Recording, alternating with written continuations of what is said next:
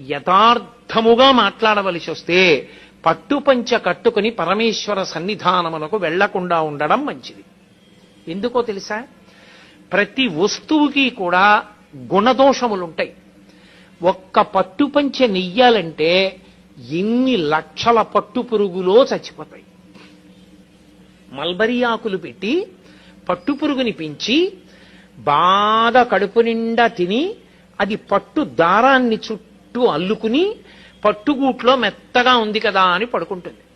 ఇక అది పడుకుని నిద్రపోవడం మొదలెట్టిన తర్వాత ఇక అది బయటికి రాలేదు, ఇక పట్టుదారం వదలదు.